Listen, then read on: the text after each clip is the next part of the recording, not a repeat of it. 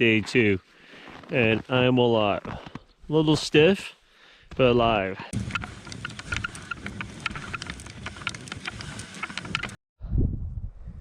Man, I'm in a little bit of a pickle.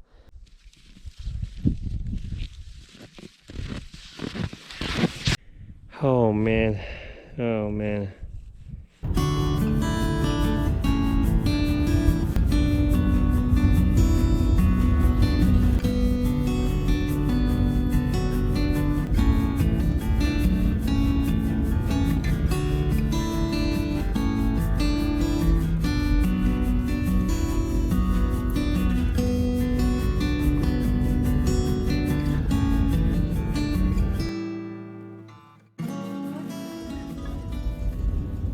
Hey guys, DPP here. About to start another winter adventure. I haven't really been doing too much this year. Combination of injuries and just timing hasn't worked out.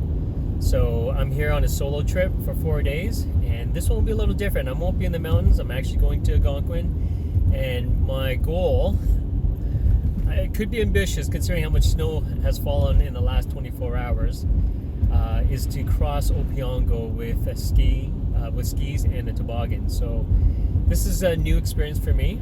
I'll be hauling a hot tent, so it's not going to be light. And like I said, it snowed a lot, so that's going to probably present some major challenges. And there'll be a lot of unknowns. I may not make it. I'm going to try, but let's see. I'm also starting a little late today because I had to get some stuff done early before I left, and then the driving was pretty bad. Got stuck behind an accident at one point, and also just the driving has been slow overall just because of blowing snow and the road conditions. It'll be interesting to see how things play out today. I don't think I'll get to my destination today, but that's okay. I'll try to make it up the next day. But the goal is to try to make it to the end of Opiongo Lake and back. The other significance of this trip is that the last time I was here, it was Teddy's last trip, his last canoe trip, and so I'm also going here kind of as a little tribute to him. This is the first time I've been here since that trip, and so not only it's gonna be a new experience for me and a challenge, but it's also gonna be an opportunity for me to kind of put some closure to my last time here with Teddy. Okay, I won't say too much more, but it is still snowing a little bit. Temperature shows -10. I think the news said it's about -14 with wind chill. So it's actually perfect temperatures. It's not too cold, not too warm. And other than the depth of the snow, which might be challenging, we'll see.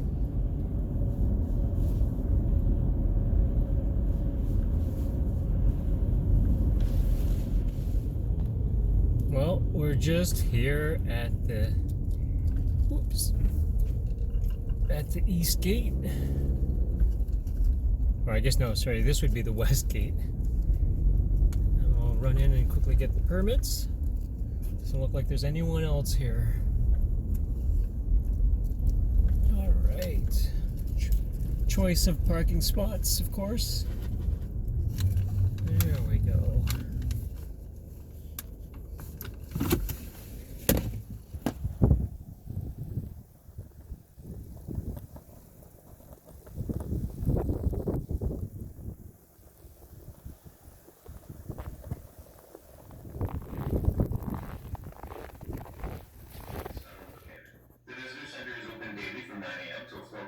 With limited services during the week and 9 a.m.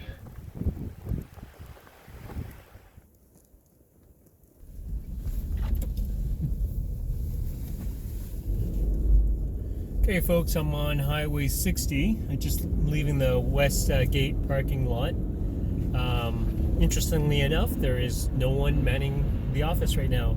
They're saying due to conditions, there's going to be no staff here until conditions improve. And the parking lot's empty as well too. Go figure, right? So they did say leave a number, call a number for interior camping. For day use permit, you can use the self-service station, but for camping, get a call. And so I did, but of course, no one's answering the phone either. So I left a message, said that I was going to be at the Opiongo access point, and I'll be there for 3 days, and give my license plate number, and I said I'll stop by on my way out. So hopefully that's okay. We'll see if I get a ticket or not, but I'm sure it's okay as long as I left a message. But yeah, I guess the conditions were pretty bad. Right now the roads are actually not too bad. I mean, there's no vehicles on here either, but it's still pretty much snowing. It's not really heavy, but it is windy out there. It's not going to be the nicest to be pulling a toboggan and be on skis, but my other concern is how far I'll be able to get in along the access road to Opiongo. I know it's not going to be plowed all the way to the edge of the lake. I've already been told this. The question is how far it's going to be plowed. I'm not sure. So, okay. So I'll just keep making my way, and we'll see you when we get there.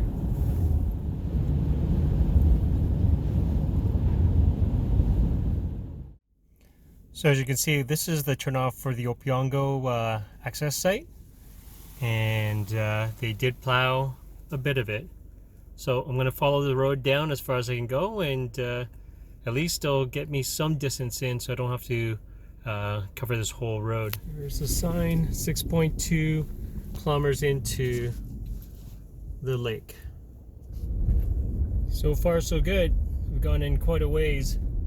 I wonder if it goes right to the store. I'm not even sure, but it's gone in quite a bit. So it'll certainly save me traveling down this road. Oh, is this the end? It looks like it keeps going. Oh yeah, this is it. This is where the gate is. Okay. All right. So perfect. So there's a parking lot right here, a parking spot. There's an open spot here, which I can unload.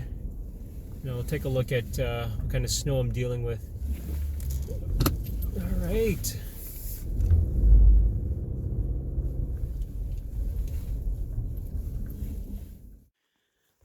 Okay, so here's the gate. It is super deep. You can see half the gate is under the snow. And it looks like there is tracks here, old tracks, that went around the gate. But yeah, it looks like it's going to be pretty deep. This is going to be very, very interesting. I wonder how much I'm going to be able to stay on top of the snow with the skis, even though they're short and wide. But it's the only way to find out. Okay, well, this is it. I've got everything out of the vehicle packed, got my skis on, but there's my tank all nicely packed with a top bag with easy to access stuff. In that barrel is the stove, which eventually I'm gonna make an improvement in terms of a container, but that works for now. And you can see my Altai-Hawk skis here. So I came here, actually I was concerned because I was late. I am late, but you know what, timing worked out great because the guy just plowed it. So if you can imagine, I would have had to ski in another 3 kilometers, and to tell you the truth, I got here early. I would have just burned all my energy and time just getting to this spot. So in a sense, the being late today was a kind of a blessing in disguise. But nonetheless, I still have to get going. So I didn't really film too much as I was packing up. I'll show that a little bit later on. But yeah, time to get going. Of course, this part's easy. Coming to the gate. That's gonna look scary. I gotta get over some serious deep snow to get past this gate, and then we'll see from there. That's what we're dealing with. So I'm gonna try to take this track of someone who had gone here before and go around the gate. Let's see how it goes.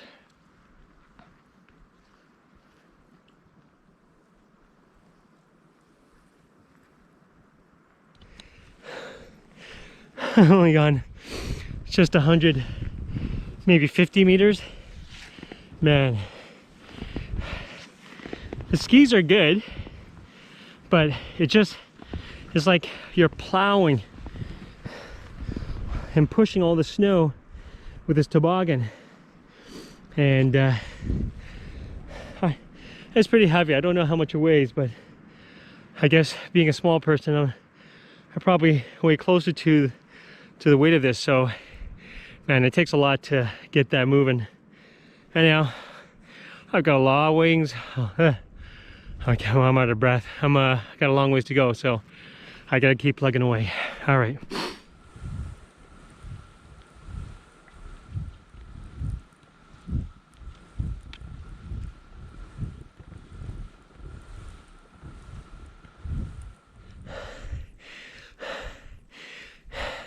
Can you tell I'm breathing hard?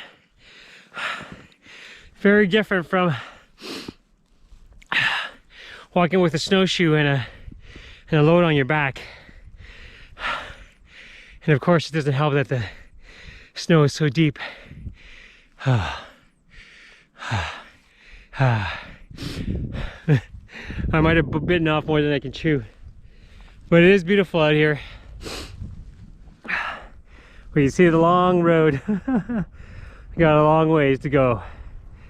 I'm not sure what lake this is. You see the sun poking through the clouds there. But it's not too cold. I think I saw in the car that it was -10 when I last looked at the temperature. But I already took a layer off my thick fleece sweater. And this cotton anorak is good because it's breathing. I'm pretty sure I'm gonna soak it. That's okay, that's what a hot tent's for. I'll dry everything up. But yeah, I don't know. I know today's gonna be a short day just because it's the late start. But yeah, I'll see where I end up.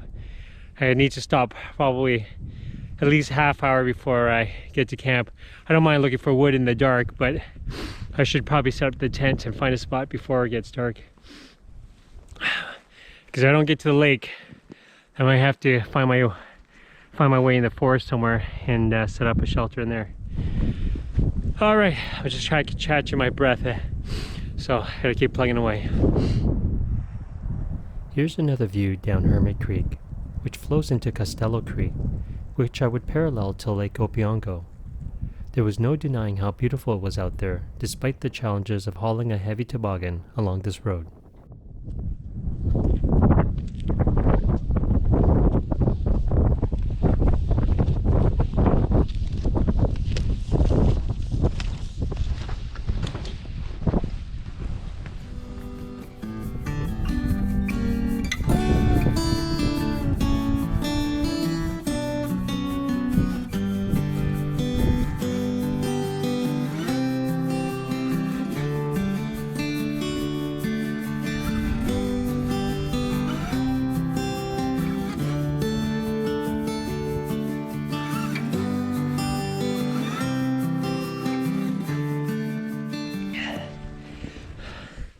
So we went from tough to extremely tough.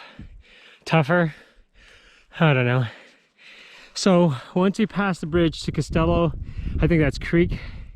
Before that bridge, whoever was walking there stopped. So I lost the little bit of help from the track that kind of gave a little furrow in the snow.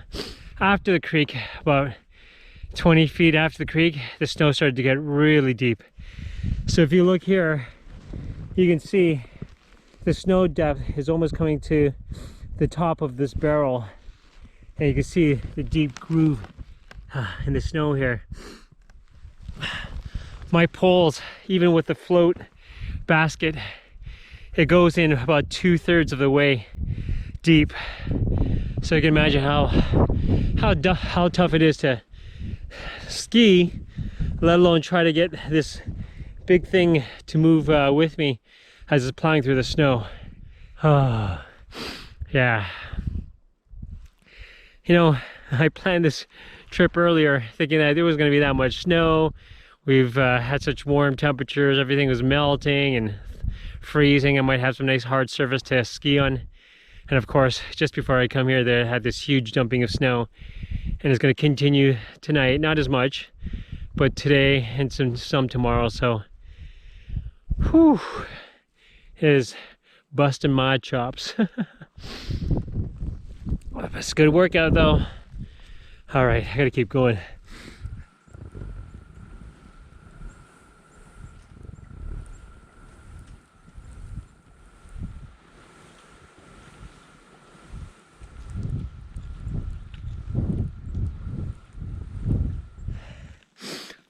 Okay, so I just took my first water break. I could feel my legs slightly starting to cramp up, so I knew I need to drink some water. It's almost 25 after 4, so almost an hour and 45 minutes. And I haven't come that far.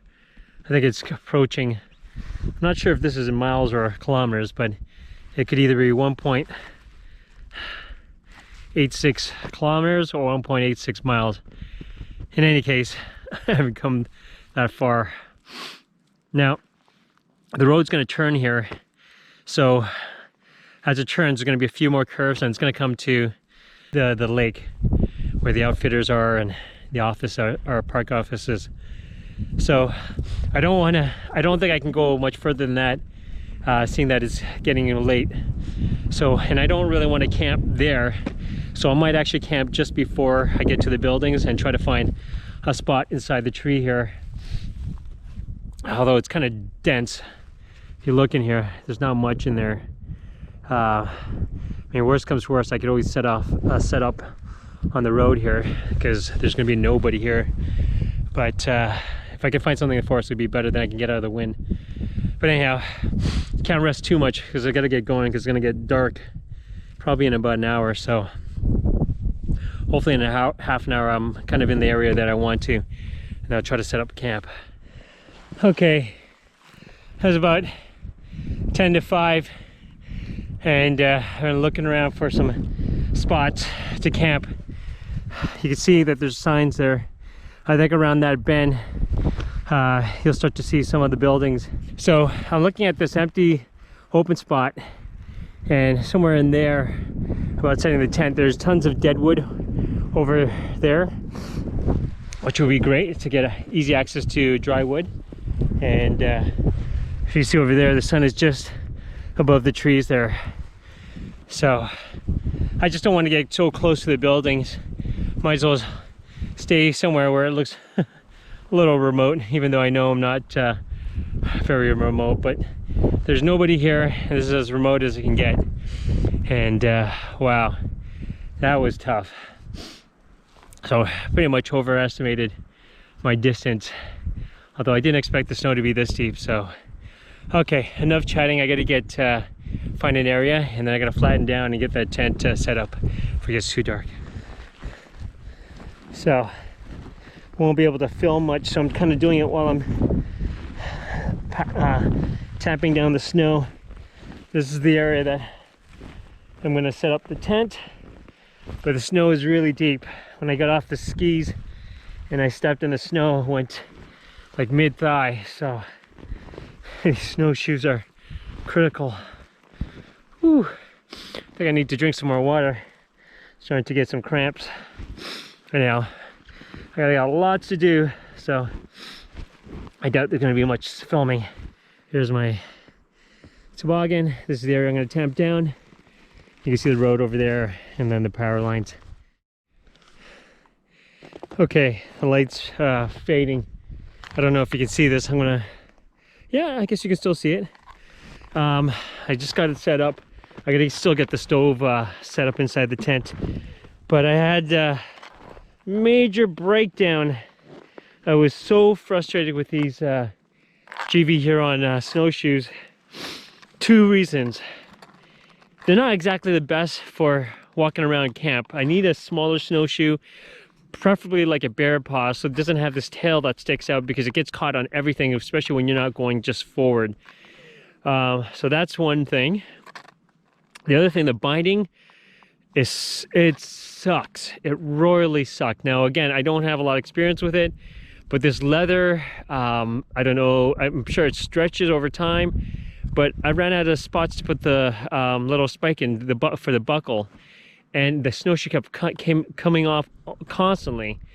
And I'm trying to get this tent set up before it gets too dark, and and it kept coming off, and I would step, and then I would be up to my thigh deep in snow. This area is so deep, and you can't function without snowshoes, and it was so frustrating because I was wasting so much time trying to get this to work. I finally got it to work. I had to twist the leather several times, and still it's not the best, but I have to really rethink this binding. I know people use wraps and stuff like that. I got to figure out how to do that because this is absolutely ridiculous. It's just got me so frustrated because I was getting some cramps. I guess I was kind of dehydrated, and then straining with snowshoes just had me getting more cramps. And I'm thinking it's getting dark. I shouldn't be talking. I really should be getting stove out and getting wood. I don't really care. I've got this tent set up. I can get the wood in the middle of in the dark. I don't really care now. But anyhow, here's the tent. Some areas didn't have optimal areas for stakes, so of course I use my skis here. Here I use the toboggan for one side. I'm only going to do the one side just because I'm going to go in through this side a lot. There's the stove jacket, which I'm going to put the stove in right now, and then I put these guide these out to the trees on either side, and also use a tree on the back side. Okay, so that's it for the tent setup, and I got to continue working on the tent and the stove before it gets too dark. All right, it's about 7:15. I just got some wood. Still so frustrated with my snowshoe. Keeps coming off, and it's just making my work so much more difficult. I feel like chucking it in the bush, but I can't, because if I do, I'm in big trouble because I can't do anything. Oh look, I've got ice on my little beard. Anyhow, I'm gonna get the fire started. I got a little bit of wood. Get this place warmed up a bit. I gotta eat something, and then I'll start processing more wood and take a little bit of a break. Oh man, this is kind of funny. Ooh, feels weird. Oh, I guess it'll all melt once I get the stove lit. I'm just going to use a bunch of fire starters that I have, and go in the middle. That's all it is, just cardboard covered in paraffin wax. Just light it with a match and then get it going.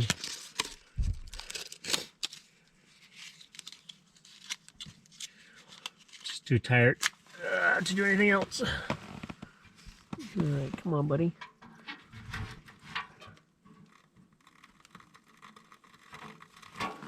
There we go. Let it catch. Throw a bunch of twigs in, and should have some more soon.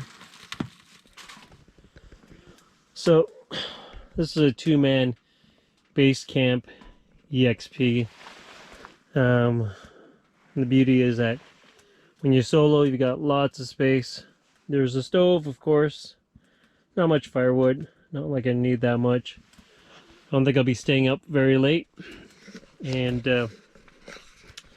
my bed will be, ooh, it's bright. My bed will be right over here in the back. And the ground here is so, I think there's like pockets of air due to all the freeze and melt cycles. If you look here, I have snowshoes to walk on.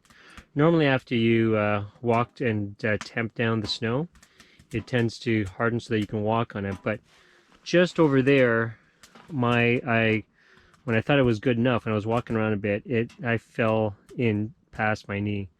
So I had to get some snow and fill it in. So it's not exactly that safe to walk with my boots exclusively.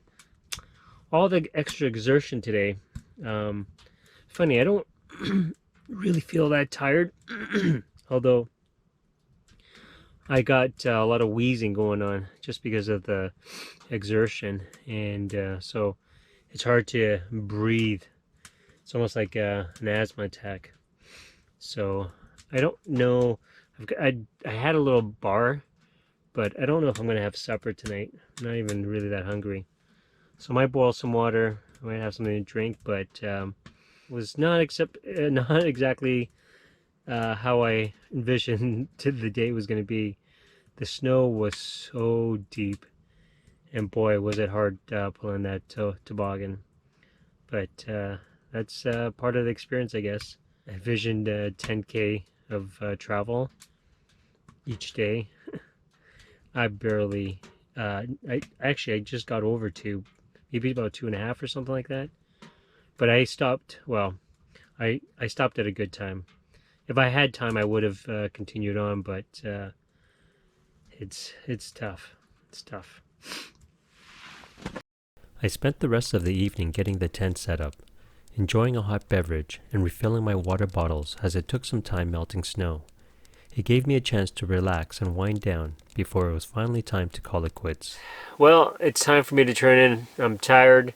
My lungs are congested from all the heavy breathing, so my body will appreciate a good night's rest. I'll fill you in tomorrow on my plans going forward, because I think it's going to change in a big way. I don't think it's going to be feasible anymore. But in any case, I'll touch bases with you and let you know what my plans will be. Anyhow, have a good night. It's late. It's 11:30, so it's time for me to turn in.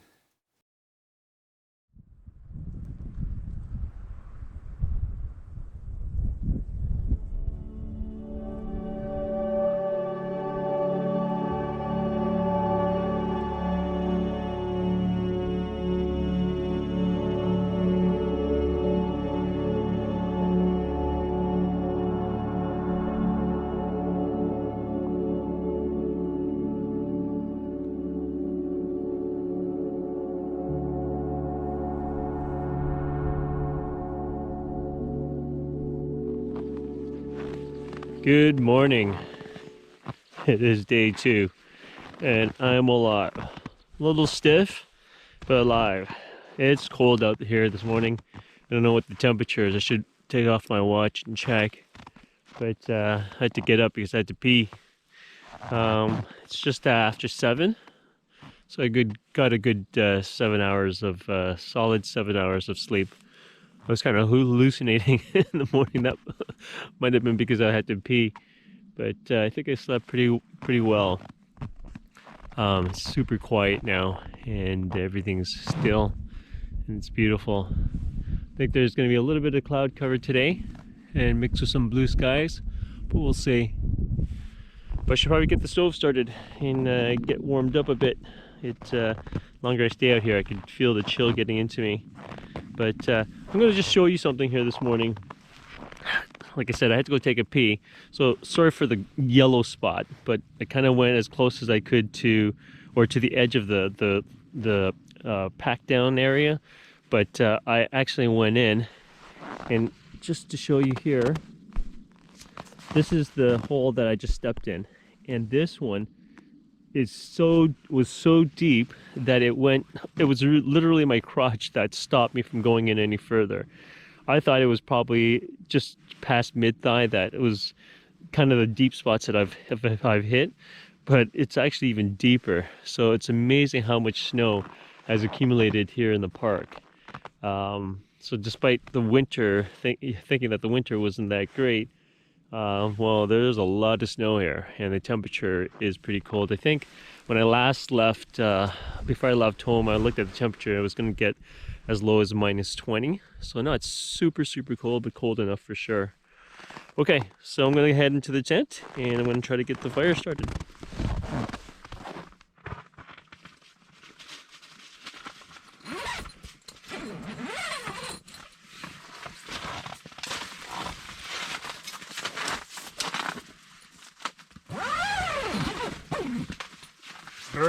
It's cold out there.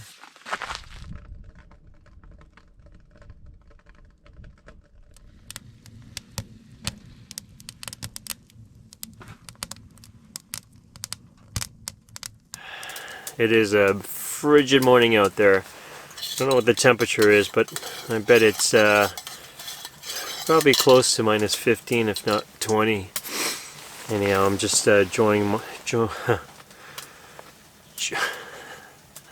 enjoying my coffee this morning. Feels good.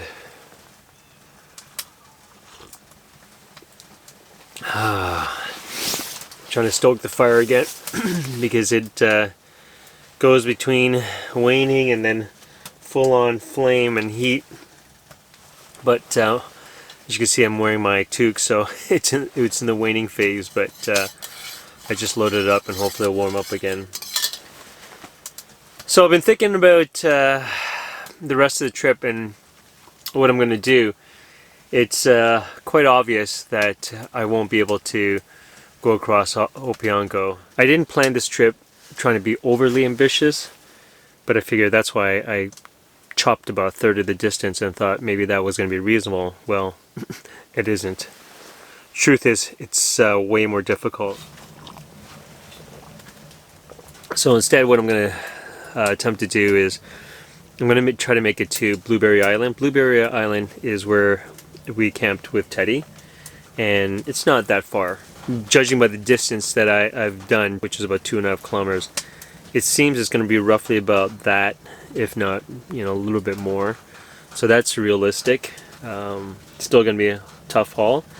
I'm going to have a lot more wind to deal with, probably, being exposed. Here, at least in the road, there was some trees. I think that'll be a way more realistic goal, and it'll give me a chance to get to camp earlier and try to do my camp chores, which is going to take a prolonged amount of time because of the snowshoes. But yeah, and then I can make my way back on the next 2 days. So it's unfortunate, but this is the reality of winter trips. You don't know what to expect until you get there, and sometimes you have to make changes, realistic changes that are much more feasible.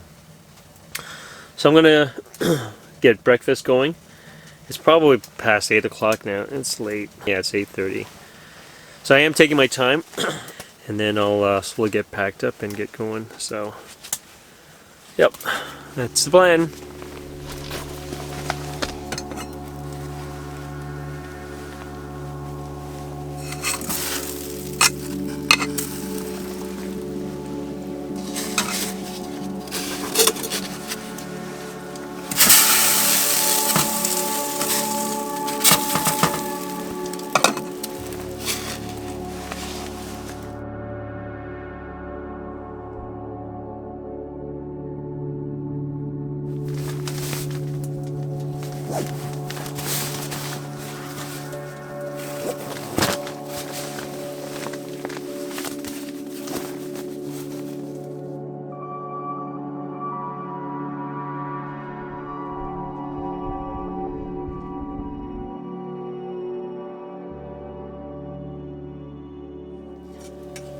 Alright, time to have some breakfast.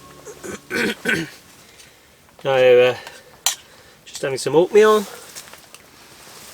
homemade oatmeal. I know a lot of people just buy the little packets and they just throw it in their pots or cups to eat, and which is fine. I just find them a little too sweet.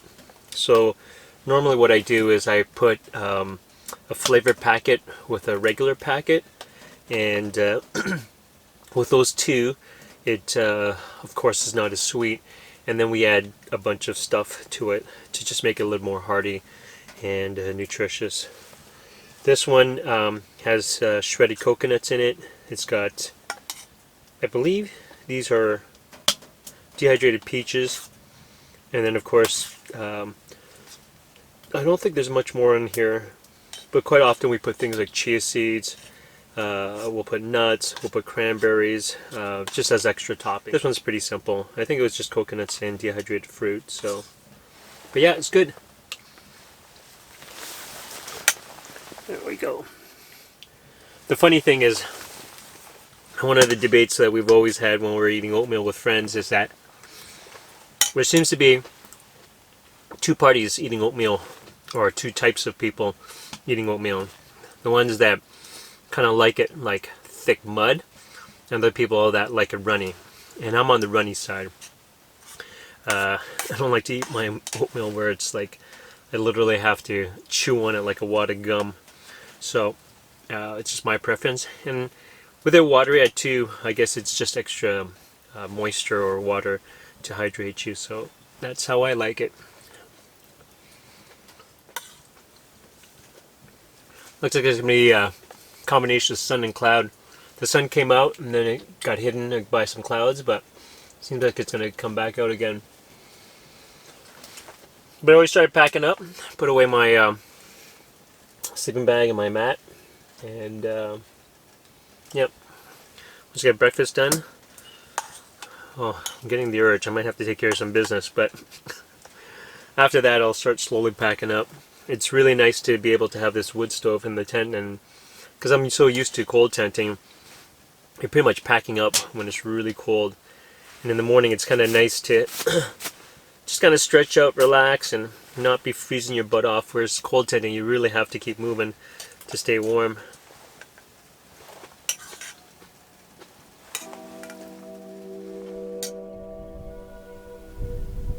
As my trip was significantly shorter, I slowed down and took some time to enjoy the landscape and the surroundings around me. I still had the issue of the snowshoe binding occupying my thoughts, but I figured I would deal with it at camp later in the day, now that I had lots of time.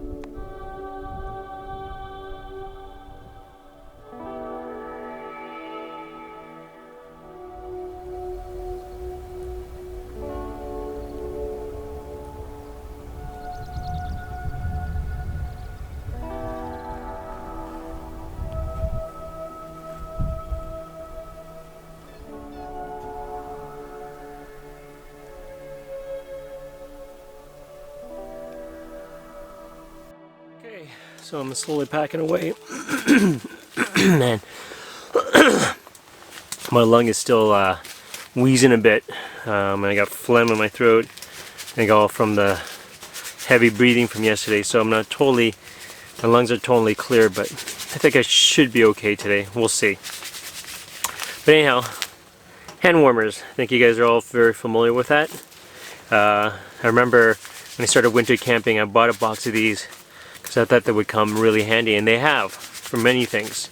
But in the last several years, I haven't really used very much, and they actually even have an expiry date. I guess maybe they're not as effective after a certain period of time. I'm not sure.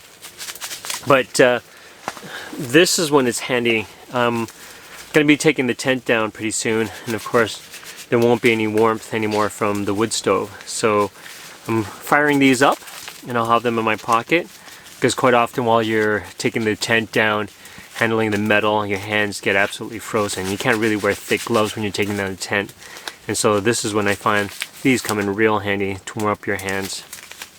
Also, especially like when you stop for breaks and having lunch and stuff like that, you need your hands. So these will come handy throughout the day. Also, when I'm taking photos and doing video. So, piece of advice, have these, keep a few of these around, and it'll make your life a lot easier. Especially for all you YouTubers.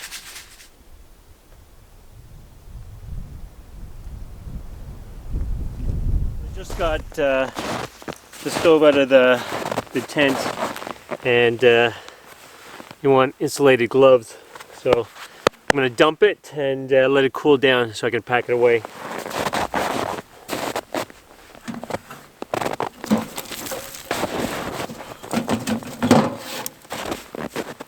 Whew.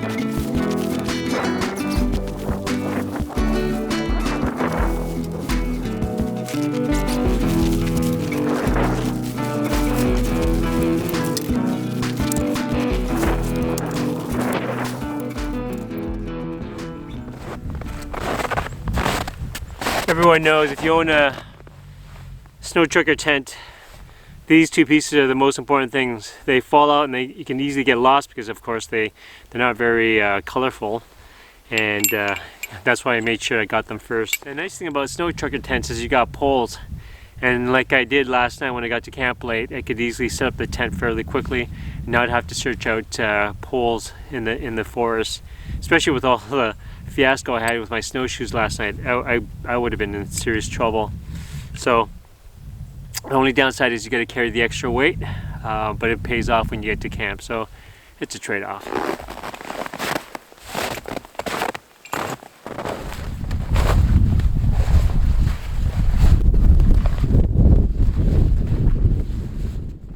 After I packed the tent and all my gear into 2 duffel bags, I laid the tank onto the toboggan.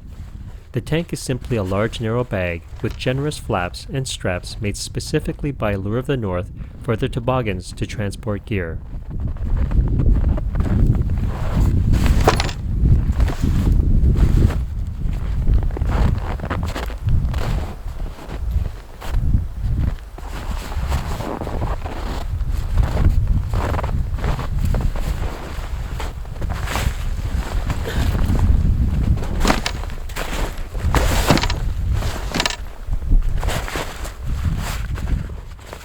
Now that the duffel bags were in the tank, I folded the flaps over and secured it closed with the straps.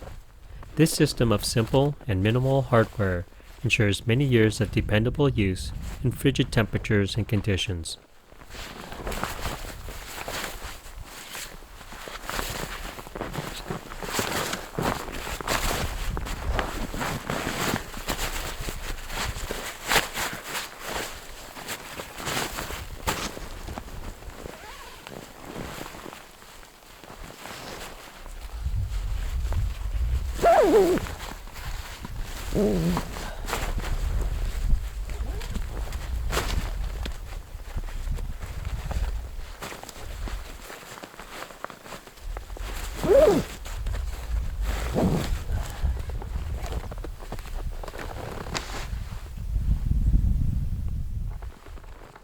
Once the tank was sealed, it was time to attach it to the toboggan with straps that run alongside of it.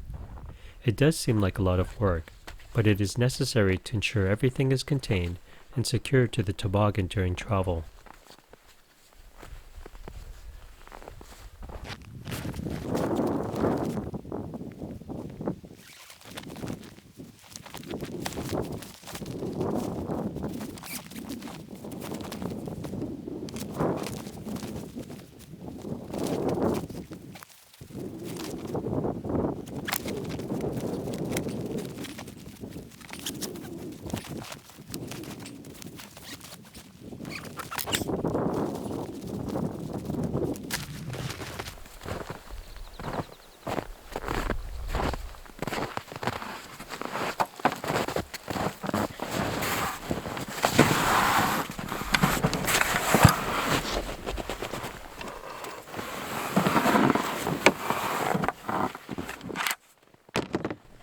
Then next the barrel that housed the stove and its various accessories.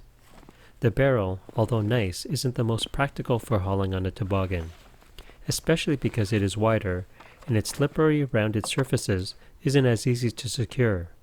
So this is one area which I decided to make some changes which will be implemented on future hot tenting trips.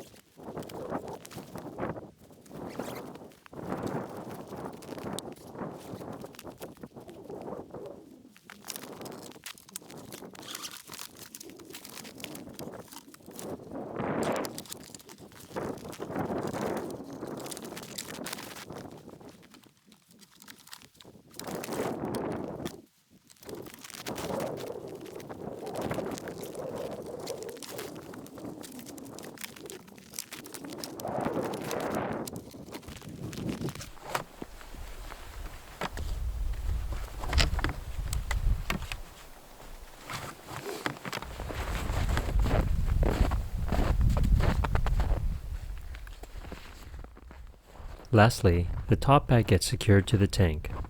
The top bag simply holds items I need quick access to, things such as a down jacket, warm mitts, water, and food. Once that is done, the toboggan is ready to be hauled away.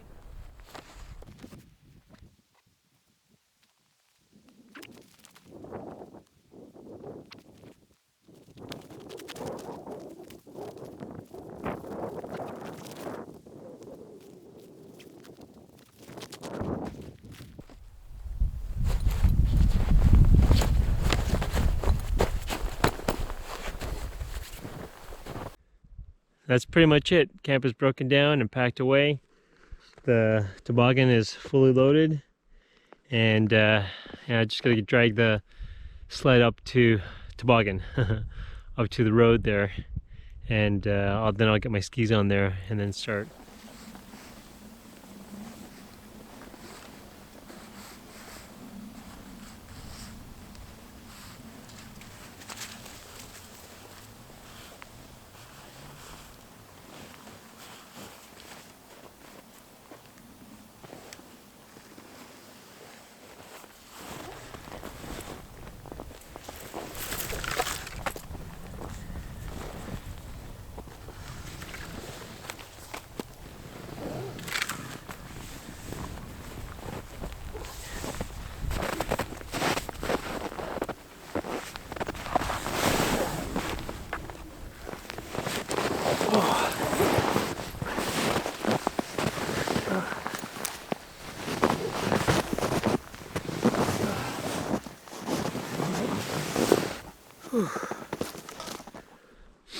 Okay, so I am off.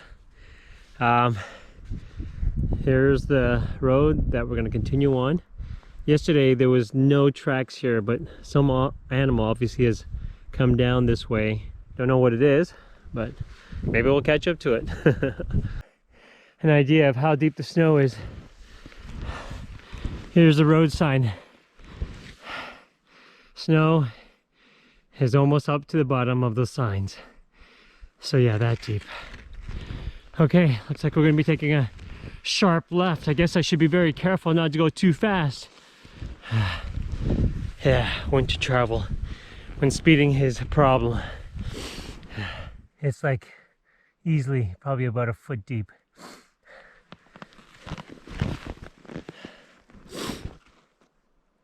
I think this is Opiongo Lake, just the tail end. So I guess when I get around the corner, I should see the park office and the outfitters. Just crossing some tracks. It's pretty deep.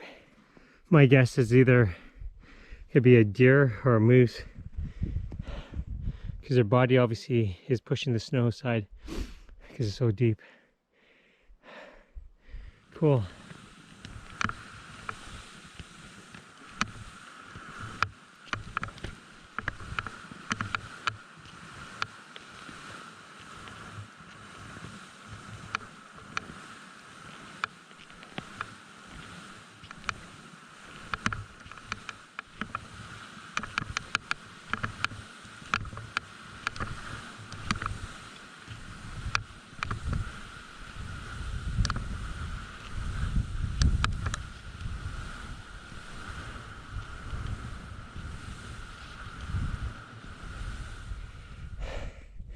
Okay, I finally made it to Lake Opiongo. You see the familiar buildings. I'm gonna go around the front of the building, and I'm gonna have a little bit of a lunch, get some water, and then rest before I head out on the lake.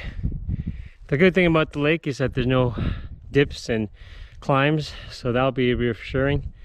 But the thing is, there's a little bit of a breeze, so probably be a little chilly.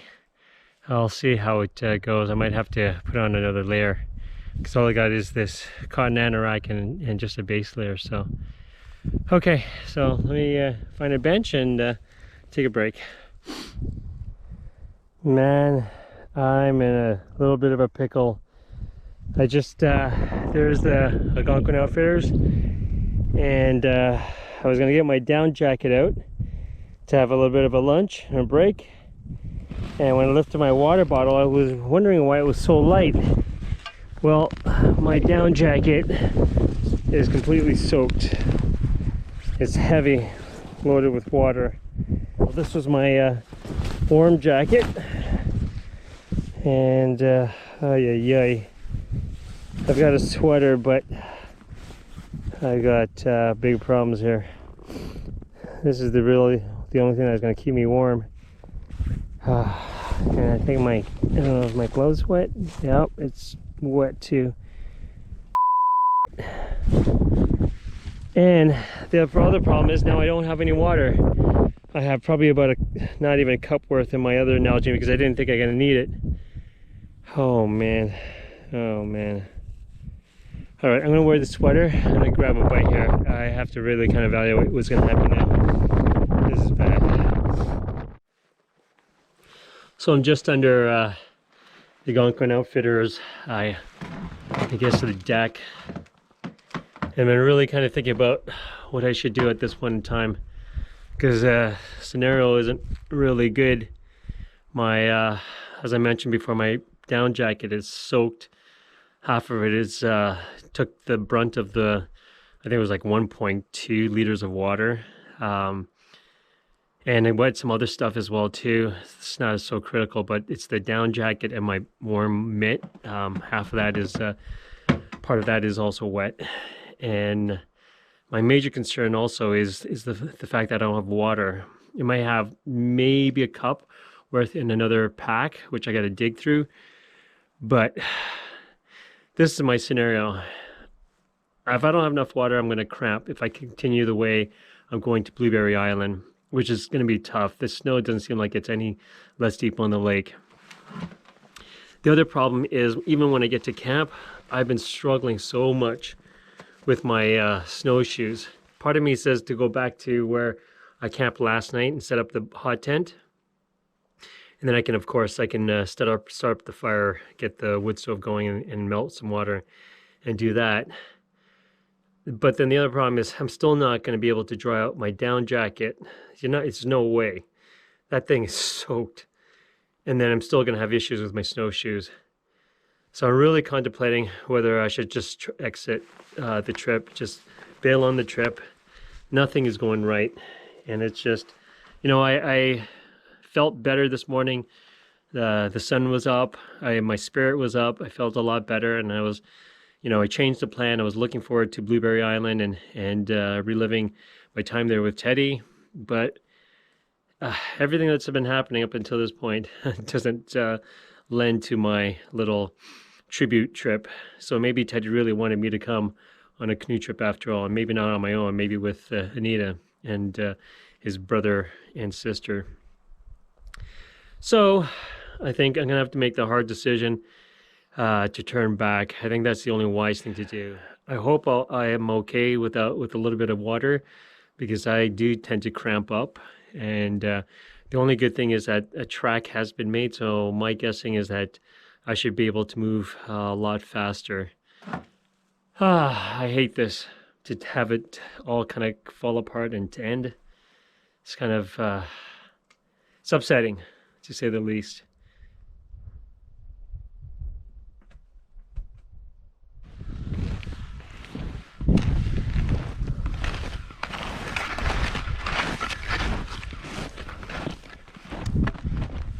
The interesting thing is, after I turned the toboggan around, I noticed as I came through, I hit water.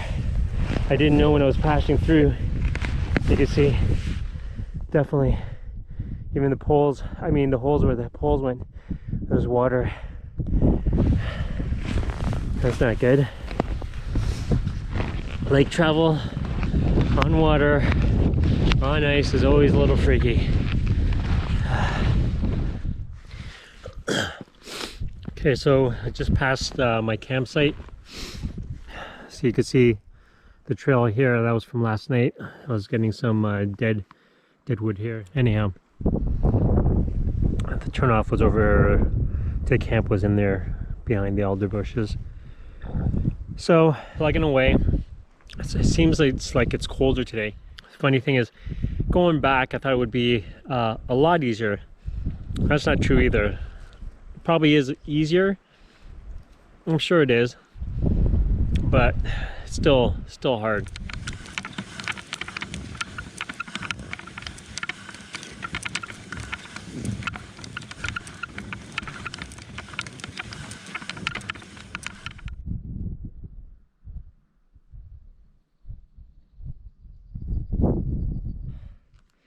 I thought this section would be easier because I had already made the trail.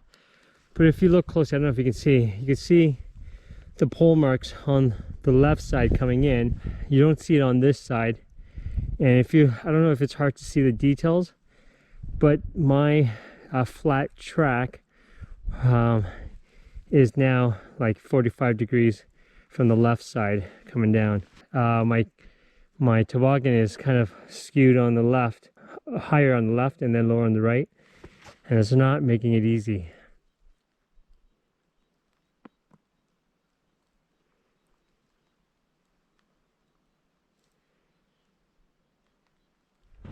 So I'm just at the Costello Creek Bridge. I'm still about a third of the way to the vehicle. I'm going a lot slower because I am starting to seize up. I'm taking more breaks so that I don't totally cramp up. That's what I'm worried about. And because it's getting so much colder, like yesterday when I grabbed the snow, it was melting my hand. Today, it just falls from my hand. It's like powder. And that's how cold it is. In fact, like just holding this camera here, even with gloves on, it makes my fingers numb.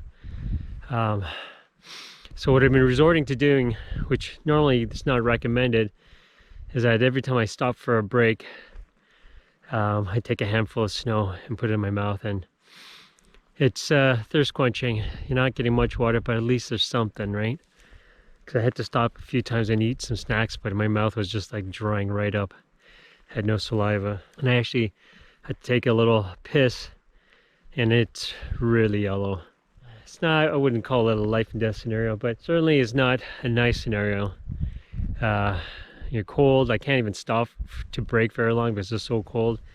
In fact, I was, because I'm not generating enough heat from the lack of calories, and also just because it's colder, right, temperature, I had to put my sweater on to warm up, and that I'm a lot better there. My gloves, these are too thin, and they're only warm enough if I generate enough heat, but I'm not. So I got the hand warmer from this morning, and every once in a while I'm holding on to it to warm my hands up. So I'm going slowly and just taking my time, and hopefully I can get there one piece.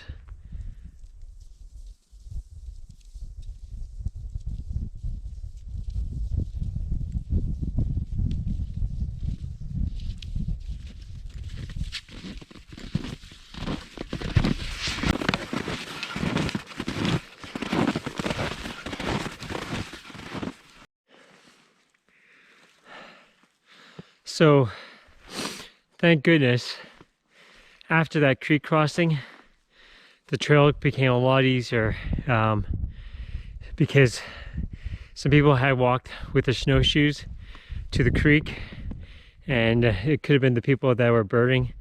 This is the reason why it was plowed to that road. With whoever was snowshoeing, it really widened up the trail and hardened it up, and this section is so much easier.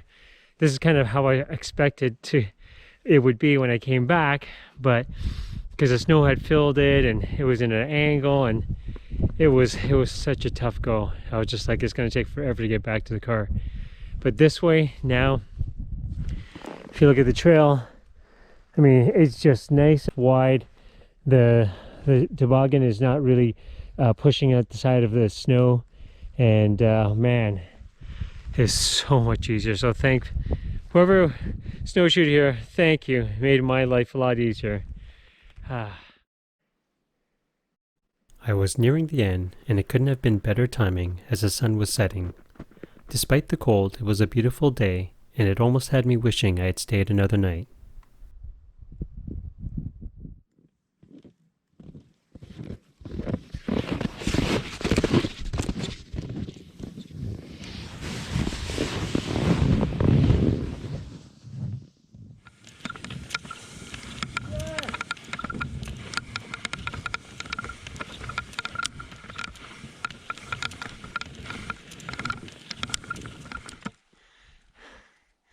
This toboggan, being 10 feet long, sucks when you have to do fairly sharp turns.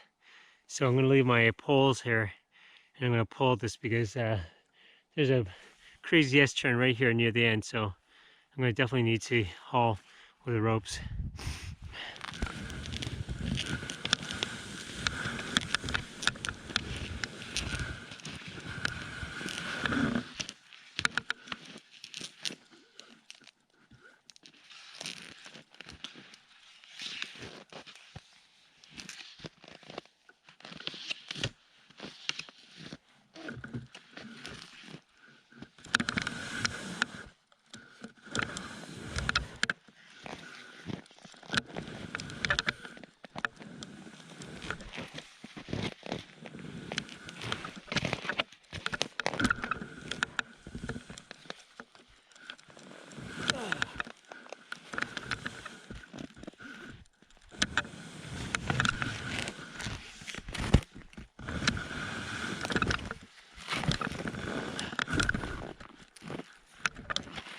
Not going to work. They're going to force it this way.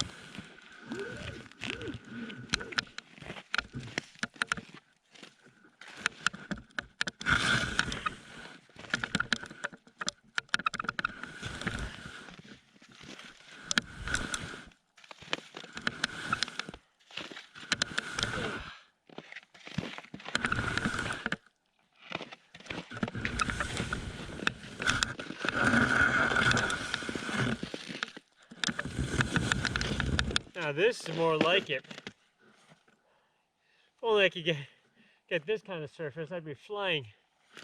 All right, I better go get the poles. Actually, you know what? I'll just call these again.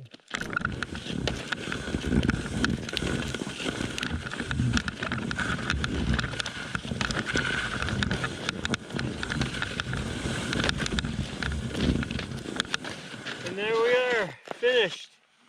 Woo! Yeah. Oh.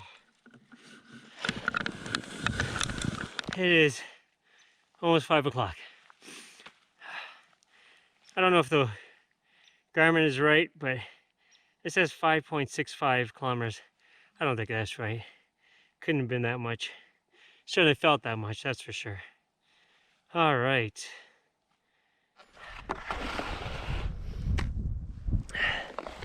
These skis have been amazing. I have to say, I love them. They've been, there are times when they're not advantageous, especially when you're going uphill with a toboggan. It just, I can't get enough grip and I keep sliding back. Downhill, of course, it's great. On flats, it's fine too. Deep snow, maybe it's better, a little bit better than the snowshoes, but overall my experience has been nothing but great. Snow on my snowshoes, on the other hand, God.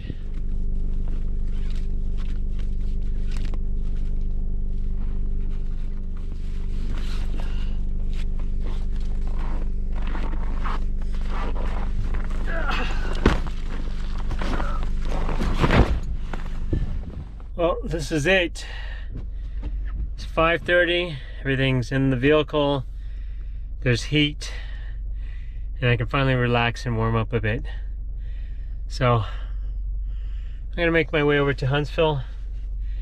I am starving, I'm gonna need some food, and most importantly, I'm gonna need some liquid. I don't have anything in the vehicle, but wow, what an unexpected end to the trip. I certainly didn't foresee this kind of problem. Tightening the water bottle is something that I know how important it is, and I do it quite often. And you know, the funny thing is, I looked at the bottle this morning and I tightened it, and I thought it was tight enough, but obviously it wasn't.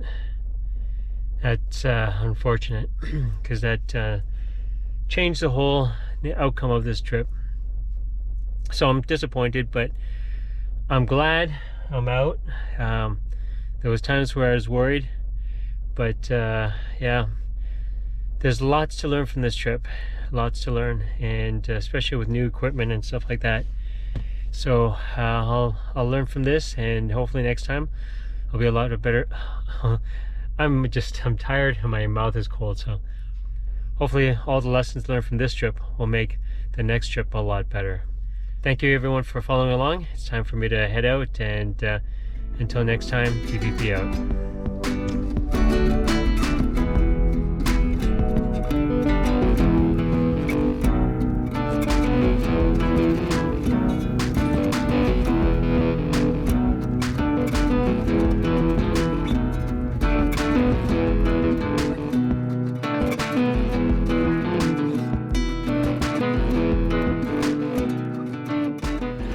So you're probably all wondering what it is that I have to share that will basically answer the question of what happened on my trip. On my recent trip to Vermont, I decided to take this bottle because I wanted to make sure that this bottle worked. I wanted to ensure that it wasn't just me. So I boiled water in the morning, early in the morning, filled it up, and I tightened it really tight, and then I tightened it again, and I put it on its side and left it for about 5-10 minutes, no leak. So then I proceeded to take this and put it into my bag with my clothes and all the other stuff. Luckily enough, but unfortunate, later I realized I needed something from the bag. So when I went to open the bag, I was shocked to find this lid actually detached from the bottle, and all the water just soaked all my clothing. I was royally pissed. I was angry and mad, and I couldn't understand what was happening. There was a good chance that it wasn't my fault anymore, because now I had a chance to understand what had happened. And so when I came back from the trip, I took some time to look at this bottle and compare it to another one called the Hydro Flask. You guys are all probably familiar with this. This bottle and ones like the Yeti are very expensive. This 1 liter bottle is $50 pretty much on its own. Whereas, like I said, these two slightly bigger bottles, 40 ounces opposed to 32. These two were like $30 for two of them.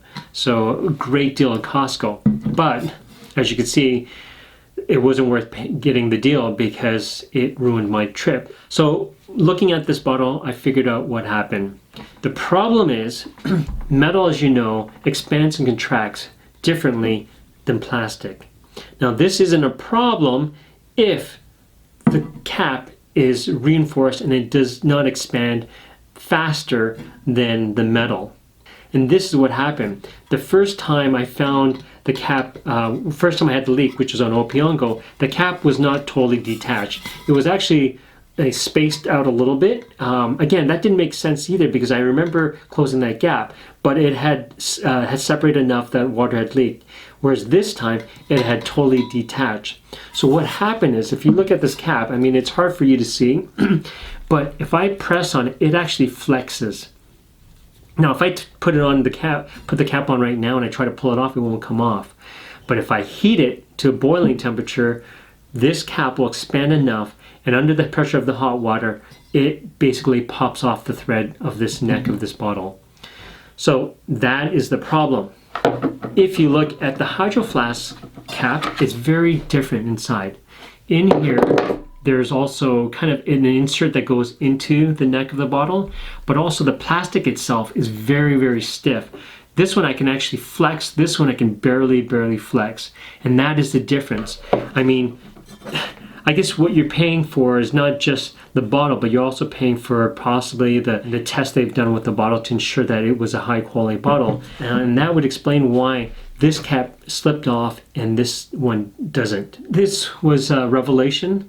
And an eye-opener, but it answered that nagging question about me questioning my memory and second-guessing myself, thinking that I made such a dumb mistake like that. I can tell you with certainty that I will not be using this on a winter trip again. I'm glad I was able to figure it out, because if you have the same bottle, please be mindful of it and don't get yourself in the situation I did. Stick with paying for a quality bottle, because you can bet this is coming with me on my next trip.